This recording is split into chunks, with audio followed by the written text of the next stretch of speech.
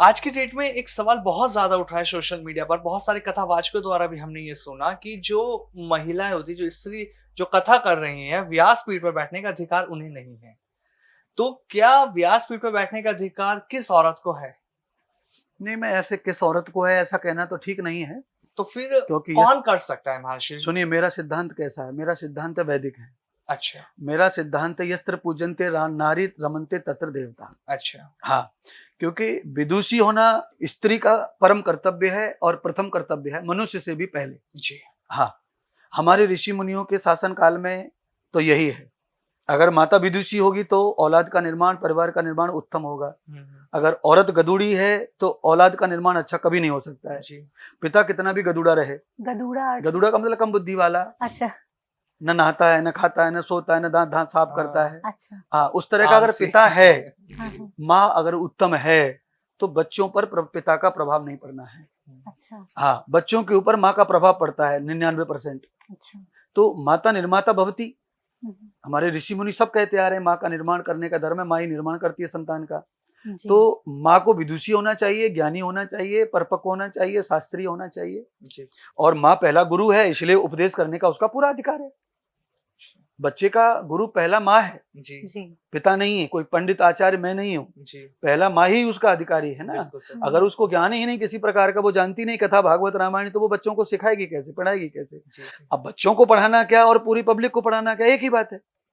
अपने बच्चों को शिक्षा दे रही रामायण की, जैसे सीता जी ने अपने बच्चे लव कुश को रामायण की शिक्षा दी। जी। जी। जी। जी। कथा सिखाई, राम कथा उन्होंने सुनाई राम जी को।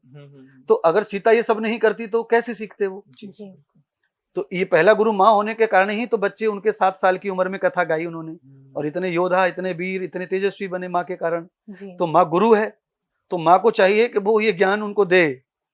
पर हमारे देश की दुर्भाग्य क्या है, अंग्रेजी कल्चर के कारण कोई माता को ये ज्ञान ही नहीं है, वो खुद ही नहीं जानती गीता भागवत रामायण, क्योंकि उन्होंने न पढ़ी, न उनकी माताओं ने पढ़ी, उनकी माताएं पढ़ी लिखी नहीं थी। जी। तो इस वजह से उनको हानि हुई। तो अनपढ़ माताओं ने अपनी बच्चियों को पढ़ाने का प्रयत्न किया, तो बच्ची तो पढ़ गई, पर वो रामायण और भागवत से दूर हो गई। तो अब वो तीसरी पीढ़ी में अपने बच्चों को बिल्कुल नहीं सिखा सकती, पढ़ा सकती। जी। तो इसलिए प्रत्येक माँ को विदुषी होने का अधिकार है, होना ही चाहिए, तभी उत्तम औलाद होगी, उत्तम समाज होगा। तो 4 बच्चों को, 3 बच्चों को जो पालन पोषण करती है, अच्छा बनाती है, वो पूरे समाज को भी अच्छा बना सकती है। इसीलिए कथा कहने का अधिकार, वेद शास्त्र पढ़ने का अधिकार सबको है, मानव समाज में, चाहे स्त्री हो चाहे पुरुष हो।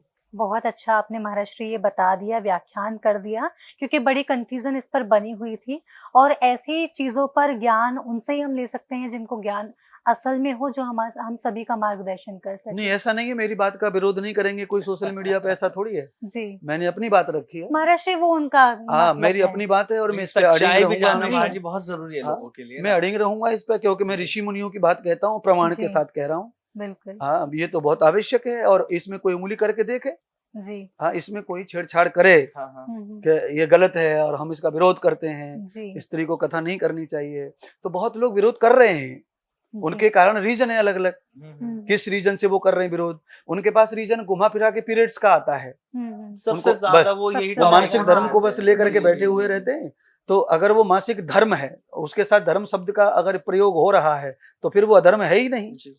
स्त्री की महिमा उसी से जानी जाती है, उसी से संसार होना है, तो फिर उसमें कोई बात ही नहीं है ना किसी प्रकार की। दूसरा बात क्या है, मलमूत्र से शरीर पूरा भरा हुआ इंसान का भी, इंसान कौन सा मलमूत्र से कहाँ प्रयोग में है। तो हमारी माताएं बहनें कथा वथा करती होंगी, कोई करती हैं, तो वो अपना इस तरह का नियम धर्म पालन करती होंगी। जी बिल्कुल, वो भी तो ज्ञानी है ना इस तरह की, वो भी तो जानती है ना। क्योंकि हमारे तो परिवार में माताएं बहनें पीरियड के समय मंदिर में नहीं जाती, पूजा नहीं करती, किचन में भी नहीं जाती बहुत सारी माताएं, और अच्छे आदमी को छूती नहीं है। तो इतना छुआछूत हमारे घरों में है, तो इसका मतलब हमारी बहन बेटियां जो कथा कह रही हैं, उनको भी ये अकल है, उनको भी समझ है, काहे को उनके ऊपर टीका टिप्पणी करके समाज का नुकसान करना है।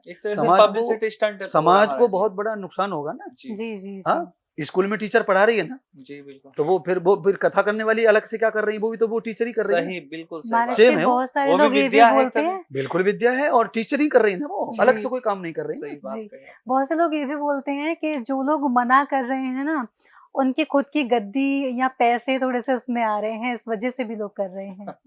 नहीं, परंपरा में कुछ तो नुकसान हो ही रहे हैं, जैसे विद्या का, शिक्षा का अभाव हो रहा है जी, विद्या शिक्षा का अभाव हो रहा है, तो क्या करेंगे फिर, करेंगे क्या फिर? बचाव के लिए आदमी कुछ न कुछ करता है अपना बचाव। अगर ये कंपनी नहीं आएगी मार्केट में तो फिर हमारा कंपटीशन कोई नहीं करेगा, कंपटीशन नहीं करेगा तो हम चलते रहेंगे। जी कॉम्पिटिटर आगे तो मुश्किल होती है ना, फिर क्वालिटी बनानी पड़ती है, क्वालिटी संवारनी पड़ती है। बिल्कुल और बिल्कुल महिलाओं के अंदर कुछ गुण ऐसे होते हैं जो परमात्मा नहीं भेजे, उनकी गले की क्वालिटी, उनके बहुत सारी चीजें ऐसी हैं जो महिला में ऑटोमेटिकली होती हैं। समझिए ये मेरा सौभाग्य कि मेरा कंठ, मेरी आवाज, मेरा स्वरूप अच्छा है। तो ये कथाकारों का ये सब सौभाग्य उनके पास नहीं होता, बाकी कथाकारों के पास। बिल्कुल तो बिल्कुल। फिर महिलाओं में तो ये ऑटोमेटिकली है ना सब, जी जी तो उनका प्रभाव भी ज्यादा पड़ता है। और मैं तो ये चाहता हूँ कि जिनका प्रभाव समाज पर ज्यादा पड़ता हो उनको आगे बढ़ाना चाहिए, उनसे समाज को ज्यादा लाभ प्राप्त होगा।